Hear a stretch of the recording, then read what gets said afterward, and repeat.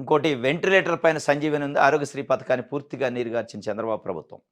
ఆరోగ్య భరోసా కొరవడి పేద మధ్యతరగతి ఆందోళన. ఇప్పుడు ఉచిత వైద్యం కాదు, 1,50,000 వరకు బాధలుంది అని చెప్పి తెలుగుదేశం పార్టీ పిఠాపురం నియోజకవర్గం మాజీ ఎమ్మెల్యే ఇన్ఛార్జ్ ఆయన చెప్తుండు. వేరే ఎవరో చెప్పట్లే. వైఎస్ఆర్సీపీయో లేకపోతే ఇంకోటి చెప్పట్లే. వాళ్ళ కాన్స్టిట్యున్సీలో ఒక అతను ఈ మధ్యకాలంలో కాలు ఇరిగి ప్రైవేట్ హాస్పిటల్లో కాకినాడలో అడ్మిట్ అయితే ఆరోగ్యశ్రీలో 1,50,000 రూపాయలు వసూలు చేశారట. ఈరోజు ఆరోగ్యశ్రీ పడకెక్కింది. ఆరోగ్యశ్రీ కార్డు తీసుకొని వెళ్తే ప్రైవేట్ హాస్పిటళ్ళు ఉచితంగా వైద్యం చేసే పరిస్థితి లేదు. అడ్మిట్ చేసుకున్నాక డబ్బులు వసూలు చేసే పరిస్థితి. ఏమిటి అంటే ఆరోగ్యశ్రీ ట్రస్ట్ నుంచి మనకి పైసలు రావట్లే, రిలీజ్ కావట్లే, మీకు బిల్ రాలేదు, బిల్ జనరేట్ కాలేదని చెప్పి. దీనిపైన ప్రభుత్వం మాట్లాడదు, హెల్త్ మినిస్టర్ మాట్లాడితే ఏం మాట్లాడతారంటే పీపీపీ పైన మాట్లాడతాం. తగ్గేదే లేదు పీపీపీ.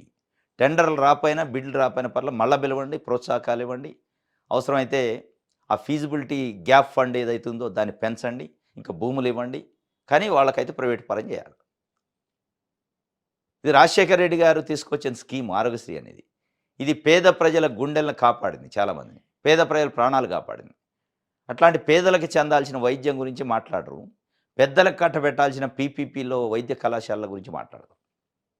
ఇది ఈరోజు జరుగుతుంది రాష్ట్రంలో.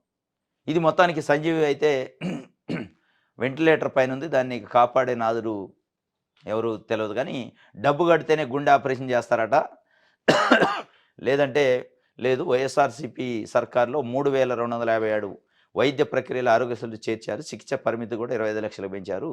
ఇప్పుడు ఆ పరిస్థితి లేదు, మొత్తానికి గాలికి వదిలేశారు.